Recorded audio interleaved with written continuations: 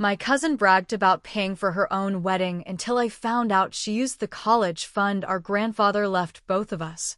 My share had been wiped quietly by our aunt, who was managing the trust. I showed up at the reception, handed them a copy of the withdrawal logs, and said, "Hope the honeymoon's worth federal charges." Her husband left the next month. I didn't even say, "I told you so." I was raised in Topeka, Kansas. Nothing fancy. We weren't poor, but we weren't comfortable either. My mom worked double shifts after my dad walked out. We lived small. No vacations. No extras. But one thing I always felt lucky about, my grandpa had set up a trust fund for me and my cousin Danielle. He was smart with money, old school. A retired Army guy who worked in auto parts and never owed anyone a dime. Every Christmas, he'd remind me, "Don't worry about college. I've got you and Danielle covered." Danielle and I were close growing up. Kind of. She was a year older, prettier, louder, and people paid attention to her. I didn't care much. I stayed quiet, read books, did well in school. I didn't go to parties or flirt with boys like she did. We were different, but I never hated her.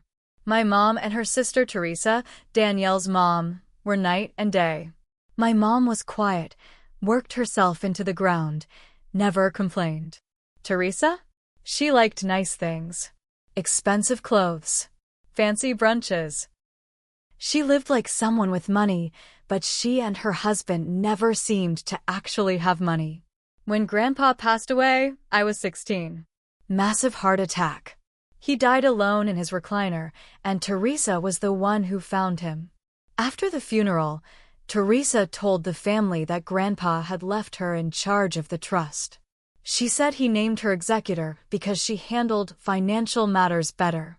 My mom looked heartbroken, but she didn't argue. She just nodded. I could see she was too tired to fight. 2 years later, I got accepted to the University of Kansas. I cried when I opened that letter. My mom hugged me like I'd just won the lottery. She said, "Your grandpa would be proud." I emailed Teresa that night, asking about the trust. She didn't reply.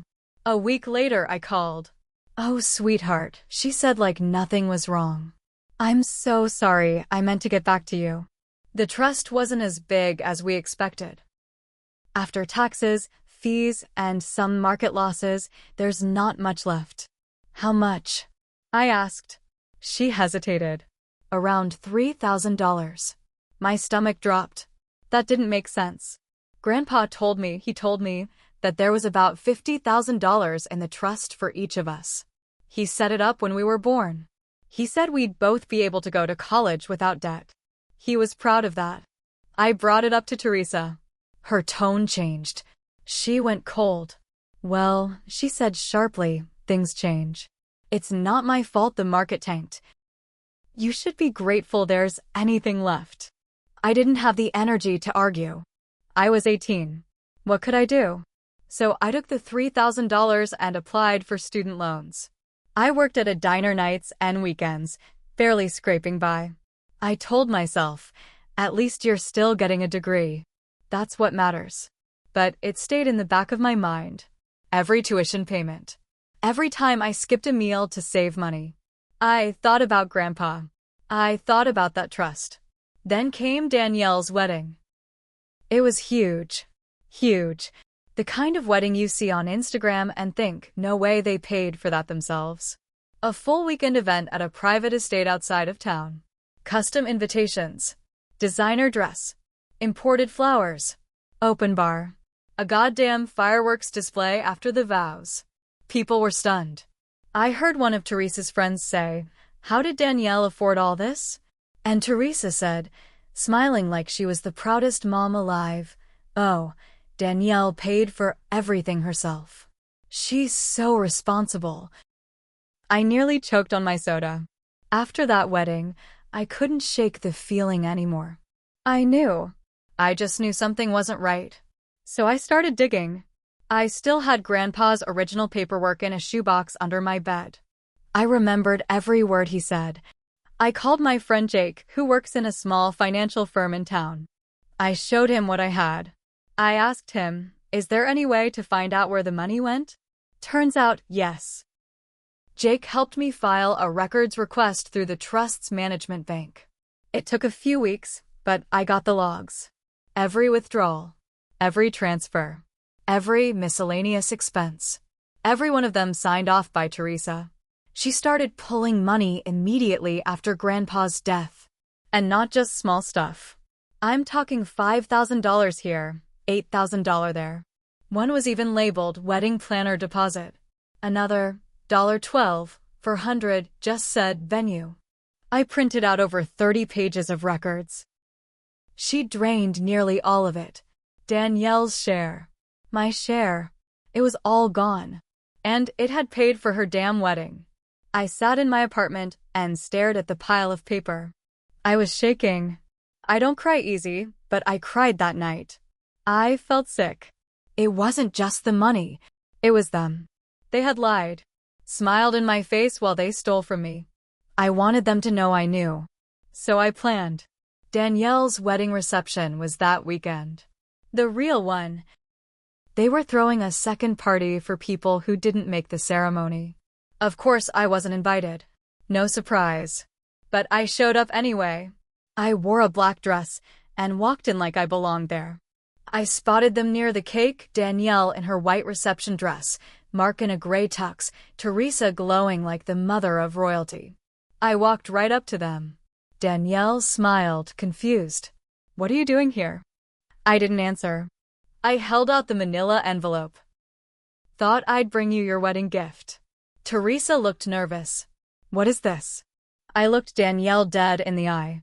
"It's a full record of how your mom stole my half of the college fund Grandpa left us. Every dollar that paid for this wedding was supposed to put me through school." Danielle laughed at first. "That's ridiculous." Mark opened the envelope and started flipping through the pages. His smile disappeared. "Is this real?" he asked her. Danielle's face changed. "I'll never forget it." "Did you know?" he asked again. "You told me you paid for all this yourself." She didn't answer. He walked away. The room had gone silent. I looked at Teresa. She was frozen. She opened her mouth to say something, but I cut her off. "Hope the honeymoon's worth federal charges," I said, and walked out. I didn't hear anything for 3 days. No calls. No emails. No texts. I figured they were too busy dealing with the fallout. Or maybe they thought I was bluffing. Maybe Teresa believed she could talk her way out of it, like she always did. Then the messages started.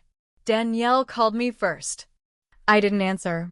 She left a voicemail, crying. "Please call me back. We need to talk. It's not what you think." I deleted it. The next day, Teresa emailed me.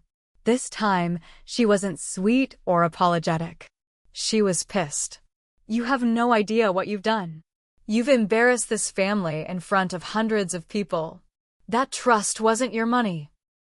It was your grandfather's, and he left me in charge for a reason. You better watch yourself before you make things worse." I forwarded the email to my lawyer. Yes, I had a lawyer now. Jake connected me with a woman named Rachel, a small but sharp estate attorney in Wichita. When she saw the documents, she didn't even blink. "Yeah," she said.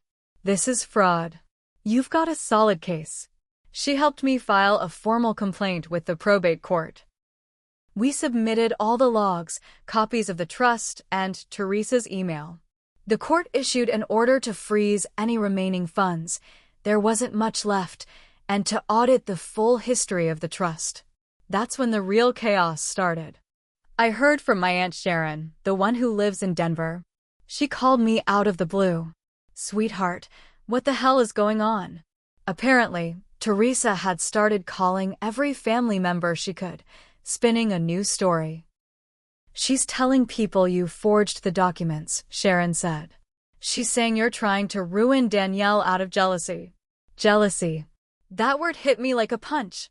She was stealing, lying, manipulating, and now I was the jealous one? I hung up and cried again. Not from sadness. From rage. I wasn't going to let this die in some quiet court record. Not after what she did to me. Not after the years I spent working nights, skipping meals, breaking down in my car because I didn't know how I'd pay rent. While Danielle was drinking champagne under twinkling lights, I posted everything online. I didn't use their names, but I laid it all out: how my aunt was made executor of a trust, how she drained it to pay for her daughter's luxury wedding, and how she lied about it for years. I posted screenshots of the logs, redacted names. My acceptance letter, the fake $3,000 left message, and the withdrawal titled Venue Deposit. It went viral.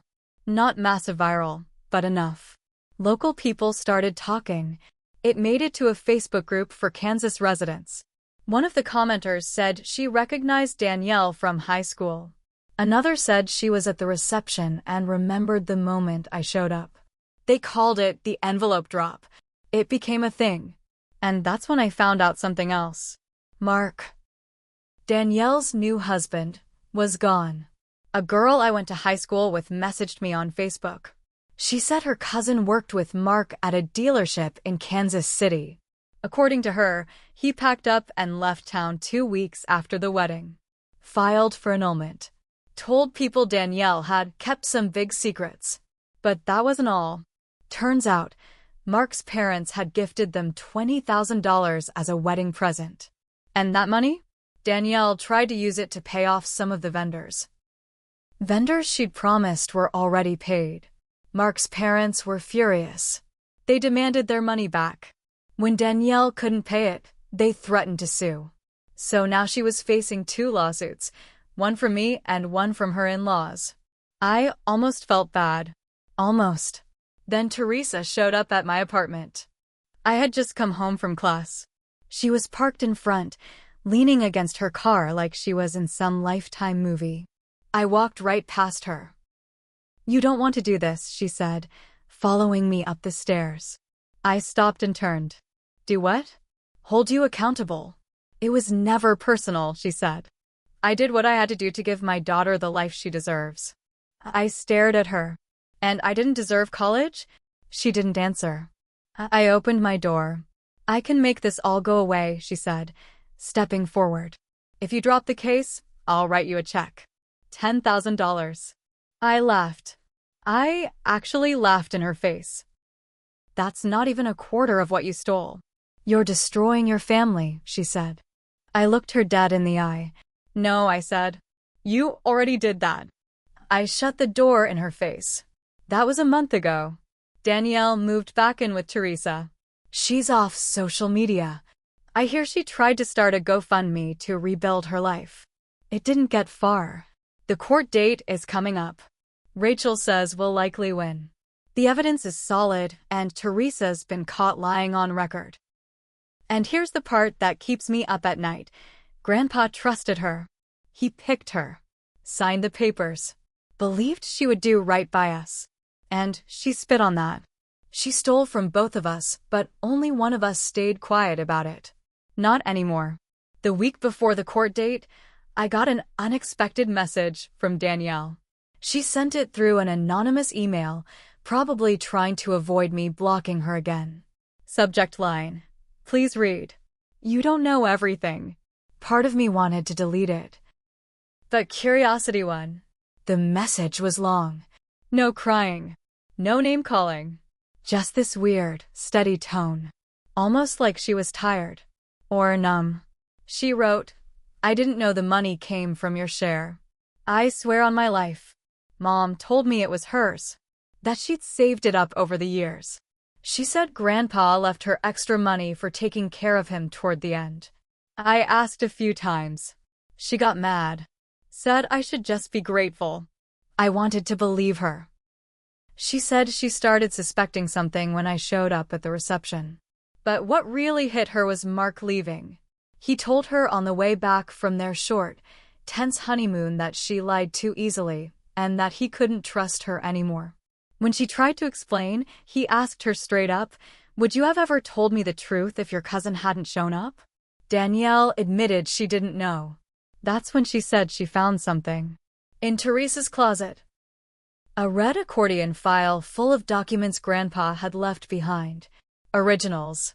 Trust paperwork. A letter he'd written Teresa, dated the same week he signed over the trust. It was short. Just one page. Teresa, please take care of this for the girls. Equally. No matter what happens. This is for their future. Don't let greed get in the way. Danielle scanned the letter and attached it to the email. It was real. I recognized his handwriting right away. She ended the message with this. I'm not asking for forgiveness. I just thought you deserved to know she didn't just lie to you. She lied to me, too. I didn't know what to feel. Was Danielle innocent? Or just trying to save her skin? I didn't answer her. But I did forward the letter to Rachel, my lawyer. She was quiet for a while after reading it, then said, "This changes things. It proves intent. This could open the door to criminal charges." A few days later, we found out Teresa's lawyer had quit. Apparently, she lied to him too. Didn't tell him about the trust letter. Didn't tell him about the second bank account she opened in her name, the one she used to funnel extra money from the trust and some unreported estate assets. And now? The state attorney general was reviewing the case. Rachel told me they might take it beyond civil court. She could see jail time, she said. And here's where the twist really hit. Grandpa's will was being reopened. Rachel pulled strings to request a post-mortem audit of the estate after finding another signature discrepancy.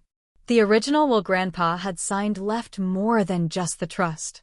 He'd also left his house to both me and Danielle, listed under a future education and housing support clause. But somehow, after his death, Teresa filed a new version of the will. One that left the house to herself.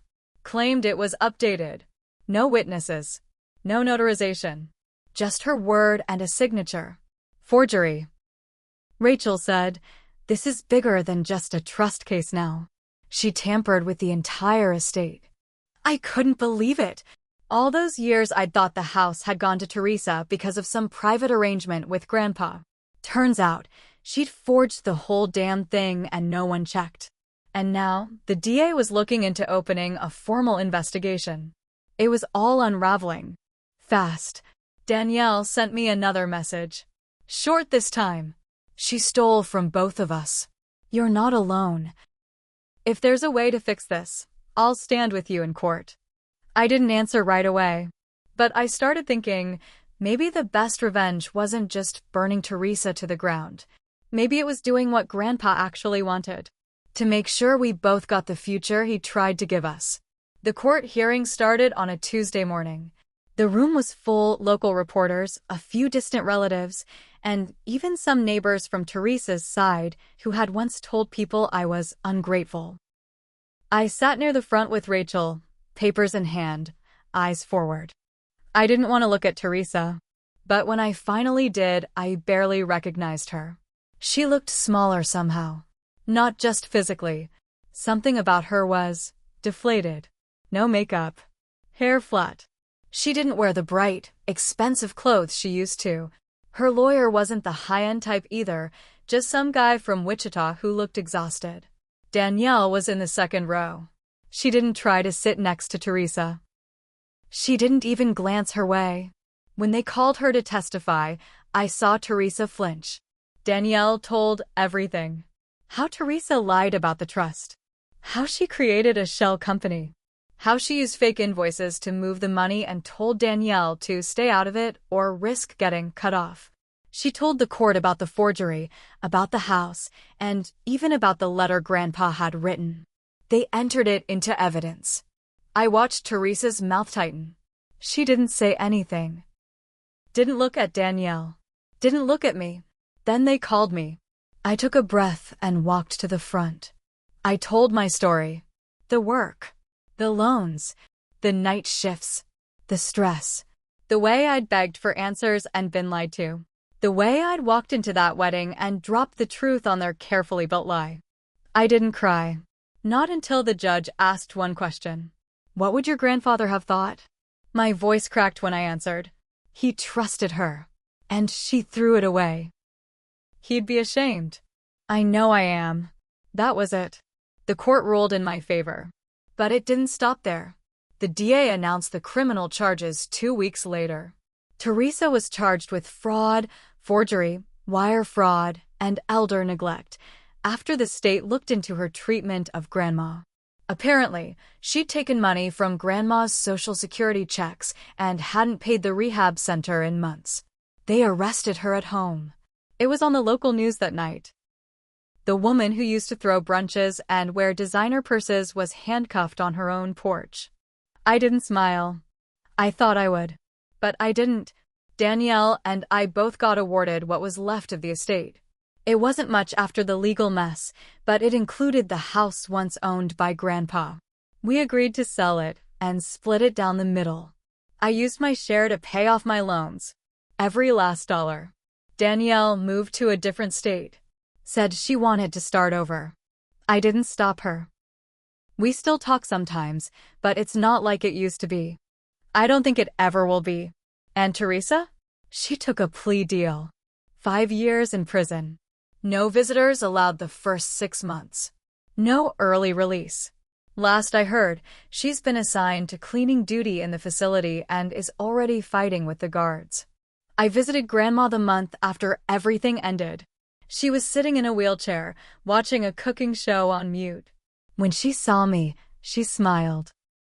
Your grandpa would have liked you showing up with the receipts, she said. That's how he handled people, too. We sat together in silence for a while. No need to say much. And here's the part one haven't told anyone else. I kept that envelope from the wedding. The one with the withdrawal logs. Sometimes I look at it, not to remind myself of what they did, but to remind myself what I survived. People think revenge is about feeling powerful. But for me, it was about finally being heard.